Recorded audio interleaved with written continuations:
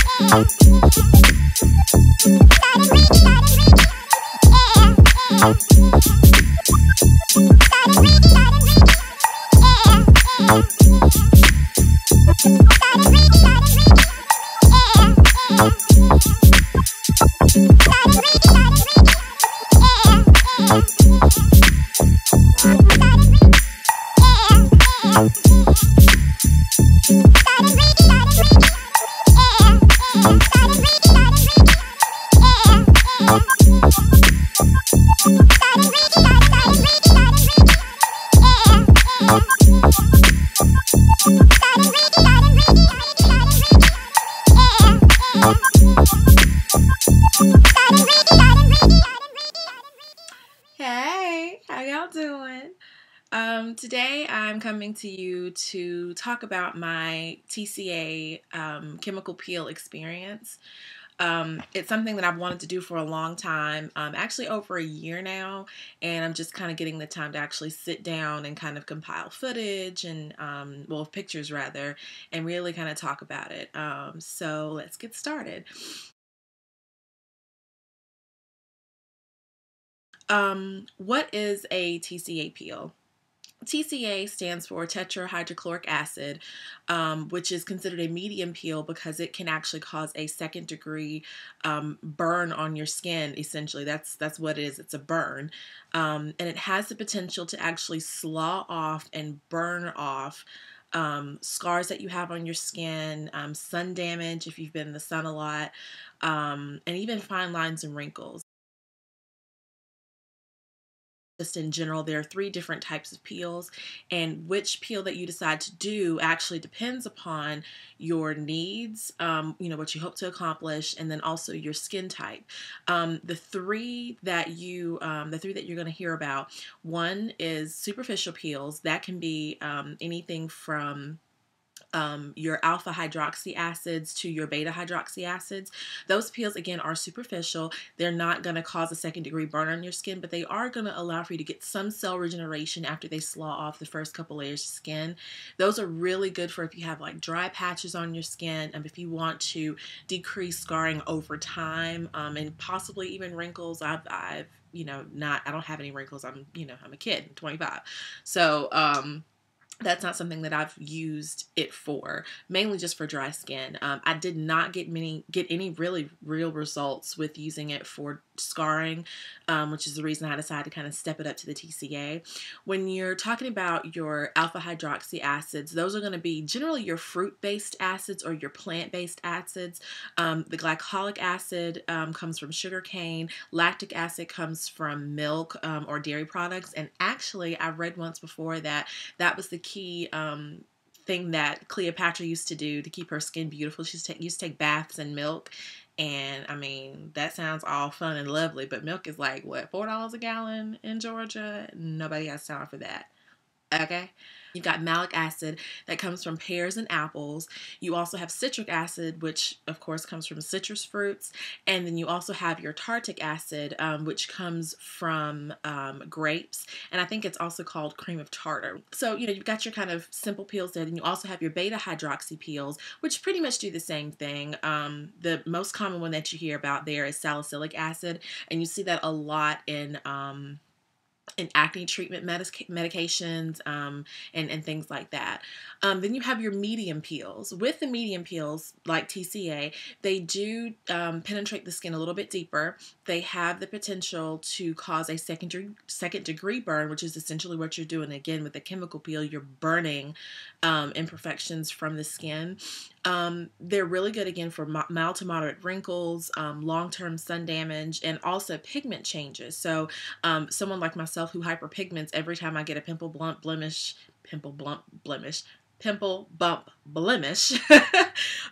they're really good to kind of even out the skin, and also help with, of course, exfoliation, because that's all this is. It's chemical exfoliation. And then lastly, you've got your deep peels. Now, these are the ones that are kind of scary. These are the ones that I would never do. Truthfully, throughout my research, the only one that I've come across, like a deep peel, is the phenol peel. And it does have the potential to bleach the skin because it goes so deep. It can cause hyper or hypopigmentation, which means that your skin can get either lighter or darker once healing up from the process. It's not used for darker individuals because generally it does cause either of those two things, either the bleaching or the darkening of the skin. It's good for severe wrinkles, long-term sun damage, and lesions. And truthfully, this is a peel that I would, even if I were a Caucasian or fair-skinned individual, I would never do a phenol peel. I've read and seen and heard some testimonials about people who have done these peels, and they end up with getting heart attacks because the phenol actually when you put it on your skin, it seeps into your bloodstream, into your blood vessels. And I'm just not about that life. I will slap on my Maybelline every day and call it a day because I don't have time. I just don't have time. I don't want to die. It's not that serious. Okay? Why did I decide to do a TCA peel? Well, in high school, I never actually had quote unquote bad skin. And I hate to say bad skin because everybody has a good skin. They just need to know what to do to take care of it. Even if you have highly reactive skin or acne prone skin, I still feel like you have good skin. You just have to learn how to take care of it. As long as it covers your body, boo, your skin is good. You know what I mean? Most of the stuff is just aesthetic anyway. But I had some mild acne in high school and in my 20s. This different type of makeup that I'd never used before.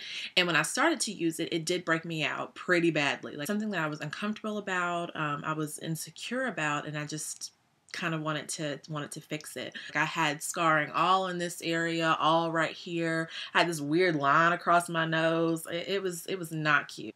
I also have, and I guess these are like, Aunt Flo bumps or whatever, but I also break out in this general region about a week before my cycle. And I was doing some research on what I could do to prevent that.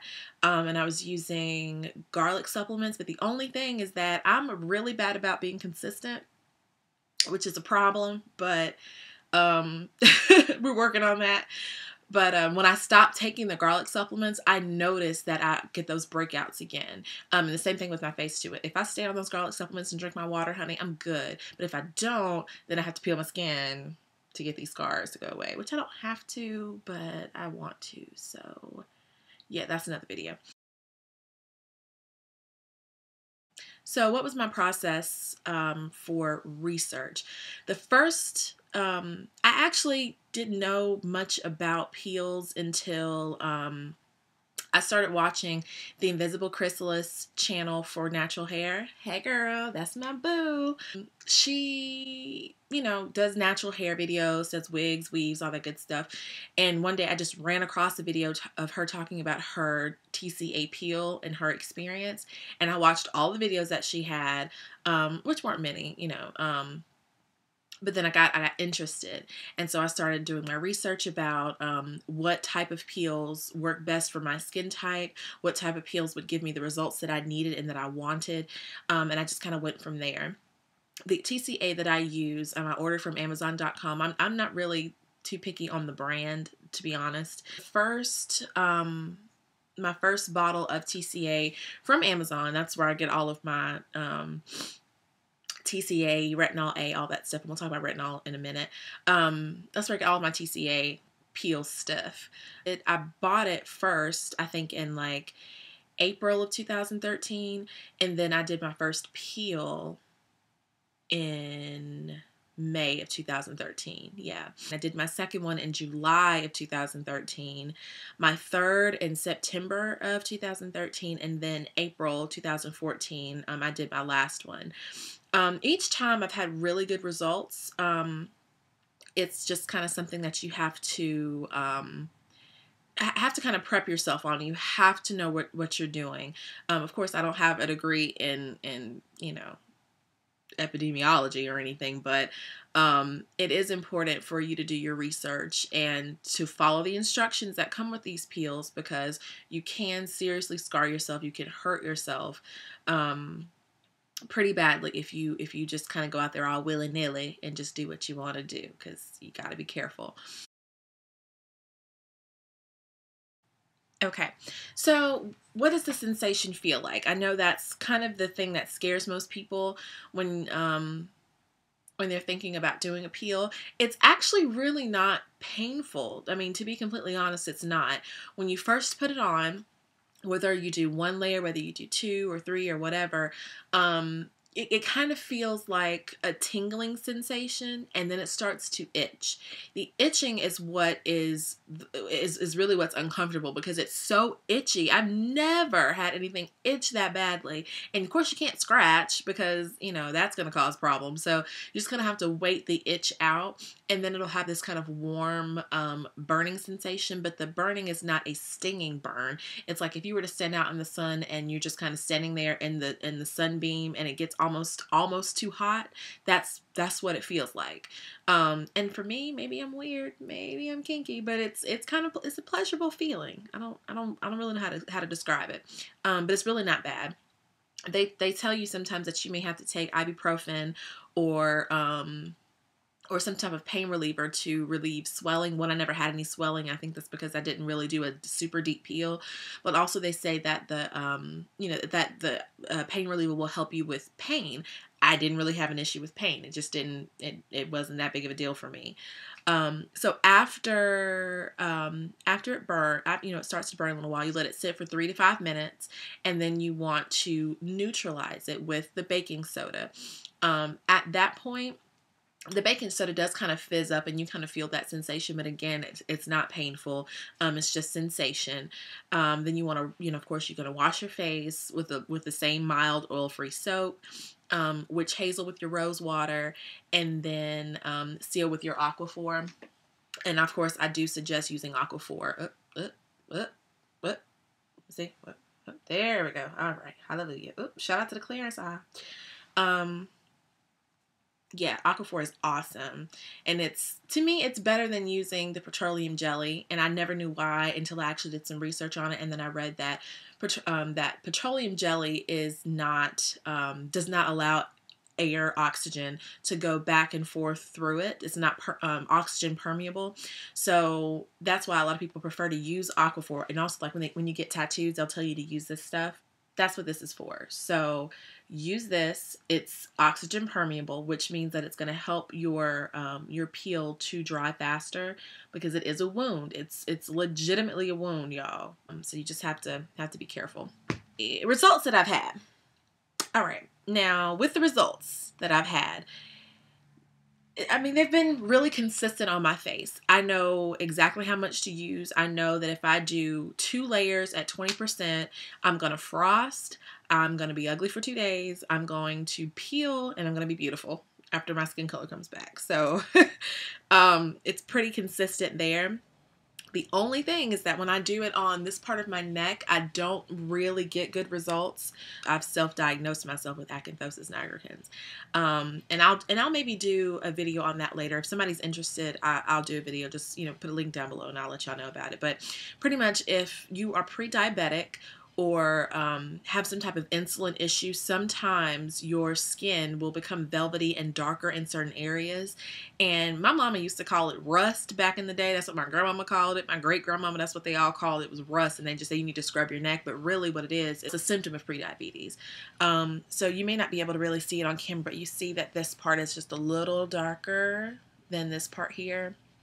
That's what happens there, and it generally happens in the folds of your skin. I really only have it there and a little under my arms, but that's about it. At some point, I may go to a doctor just to see. I'm kind of in the middle of I'm starting a health journey. I'm kind of right in the middle of it. And acanthosis nigricans is something that generally resolves on its own. If it doesn't for me, then I will probably go to a doctor and a dermatologist and see what we can do about it. Other than that, I had a couple spots, breakouts like in this area, and the TCA took care of it, no problem. I had some in this area. TCA took care of it, no problem. And for me, it really only takes one round, maybe 2 rounds to get my skin to look, to look normal, to get back where it's supposed to be. And I was just looking to see if I don't think I've used it on my boobs at this point. I've also done peels on my stomach for stretch marks. I don't really have any scars. I'm not going to show you my stomach, not right now anyway, but I do have a few stretch marks on my stomach just from rapid weight gain. And what I did a peel on my stomach, and that was not a good experience. I will say that's the only bad experience that I've actually had with TCA. It was bad because I went way too deep.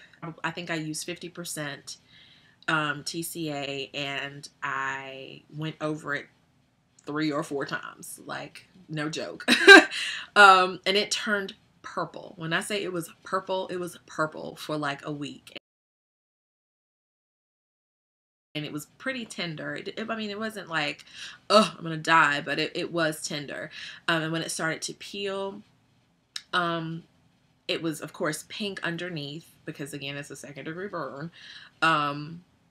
And I did all the steps that I was supposed to, but I just didn't see any positive results. I used a derma roller. Sometimes you can use a derma roller before doing TCA, and it doesn't really make much of a difference other than the fact that it causes the TCA to really burn because, the derma roller is basically rolling needles across your skin. That's not something that I really care to do. If you want, if people like more information about the derma roller, we can talk about it. But yeah, not a fan. I also did TCA peel on my legs just because I have some mosquito bites from being the tomboy that I was outside cutting grass with my mom and my grandmama. And because I was a picker when I was a kid, I used to pick at scabs and stuff. It's just a horrid habit. But I do have scars from that. And I used the TCA. And for one, it took forever to heal. My skin was ugly and scaly for I did it in April. From April to it's like maybe June, my skin was super ugly on my legs.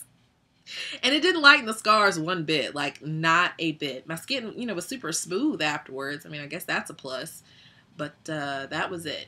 Nothing. And again, that was the 20%. So I think at some point I might try that again, and just use like 50% or, get 100% and then dilute it to 50% and then just kind of spot treat.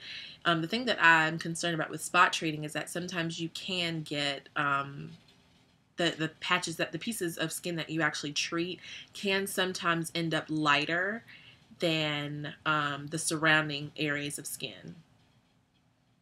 But that's a risk I'm willing to take because it's already dark because it's hyperpigmented. Yeah. Aftercare and healing time.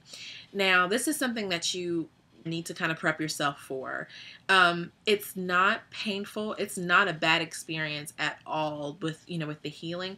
The only thing is that you may be slightly unattractive. I don't suggest you go on any first dates after doing this peel, just because your skin is going to be, you know, if you're not wearing makeup, your skin is going to be scaly. And after it starts peeling, you can even put makeup on over it, but you're still going to get like little skin flakes, and people are going to, you know, think the worst. So you just kind of have to be cognizant of that. It does take anywhere from 5 to 7 days for your skin to heal up nicely. And when I say nicely, peeling, you know, the peeling has subsided, so that you don't, if you're wearing makeup, you don't have those little flakes of skin. Within that first 5 to 7 days, of course, you're going to want to repeat your cleansing routine, which is, you know, washing with the mild soap. Do not exfoliate at all, because if you do, it's going to hurt and you can possibly scar yourself, and you do not want that. Using your witch hazel as your astringent, and then sealing with, you know, the Aquaphor. After, you know, and when you go outside, you do want to make sure that you wear your sunscreen, because if not, that will cause for you to scar in those areas that have been peeled, because your skin has lost that protective layer. It'll grow back, but you just have to, you know, you need to make sure to protect your skin until it does. And actually, every time you leave the house, you want to make sure that you have on sunscreen. For me, sometimes I do a little double duty, since doing the chemical peels and my skin getting to a place where I don't have, you know, a lot of scarring or anything. For the most part, I don't wear full foundation. I'll just wear a tinted BB cream. The one I love, love, love, love is Black Radiance BB cream in, I think, chocolate. Oh, it's life, death, and resurrection, y'all. It's everything. But because it's a BB cream, it has an SPF of like 15 in it. So I don't really have to put on sunscreen on my face. I'll still put it in this general area because I don't, you know, wear makeup there. But on my face, I really don't have to worry about it. But sometimes I do. It just depends. And if you're interested in my clear skin regimen, I will link the video below when I actually film it. Just wait for that. In addition to the sunscreen is Retin-A.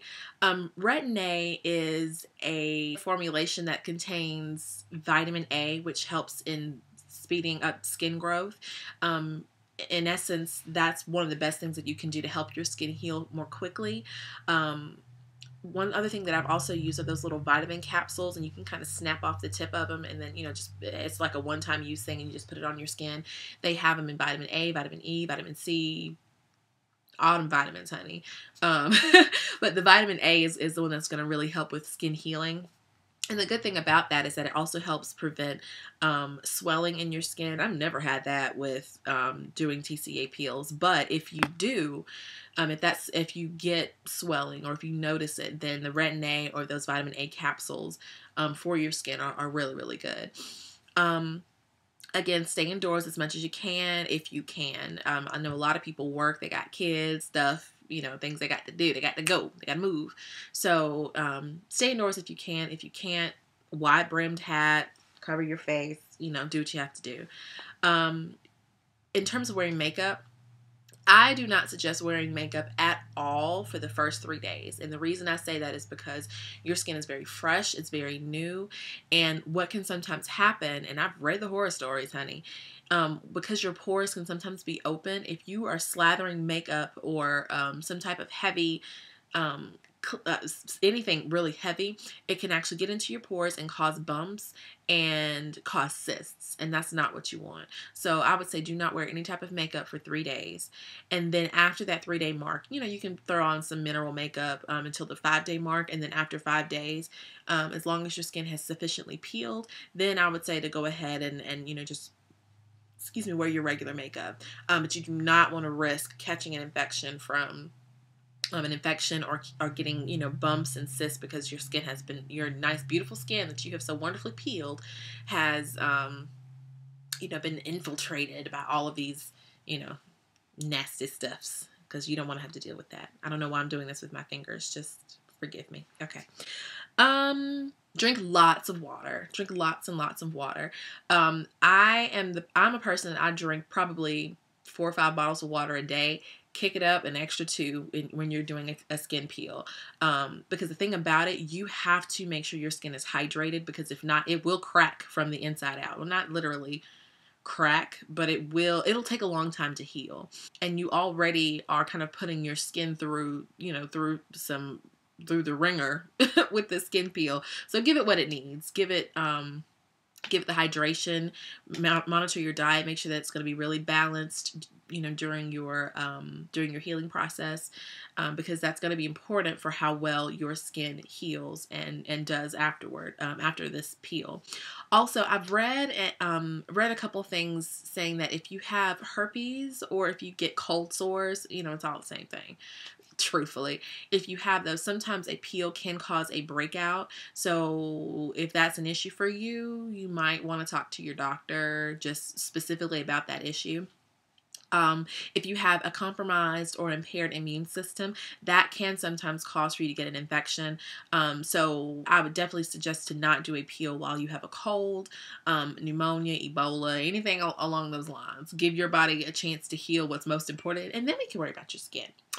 Yeah, so let's see. I'm trying to think, did I miss anything? No. Okay, I guess that's it. Well, what I'm going to do, I'm getting ready to go actually do the peel right now.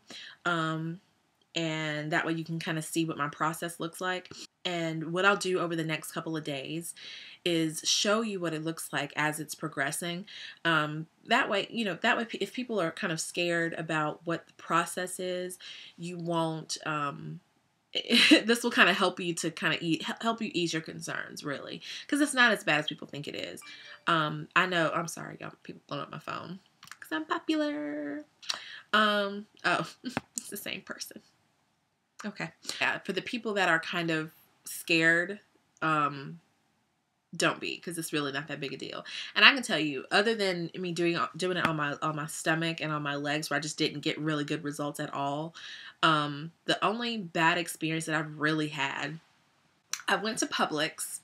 I went to Publix and I was getting something, and I tried to do all my grocery shopping that weekend because I knew I wasn't going to want to go out. And of course I forgot something big like chicken or something big in the meal. I went to Publix, got my food, got to the front counter, and the lady was like, "Oh my God, are you one of those acid burn victims?" And I just kind of looked at her like,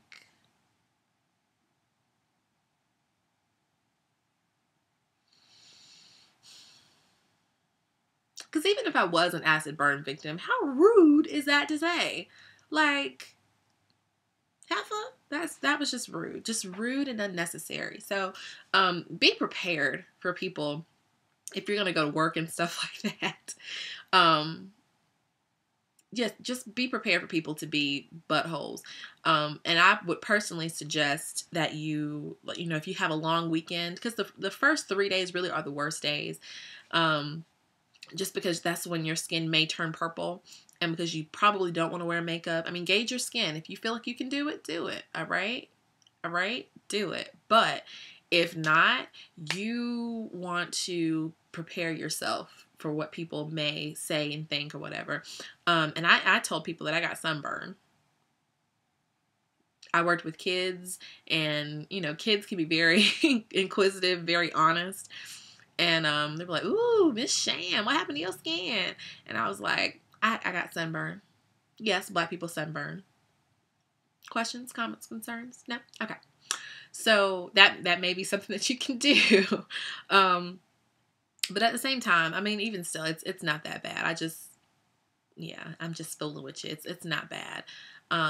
But again, if you have any questions, comments, concerns, please leave them below. Don't forget to like, comment, and subscribe for more hair, fashion, skincare, baking, politics, everything. Yeah. Just comment below. Okay. And I will see you guys next time.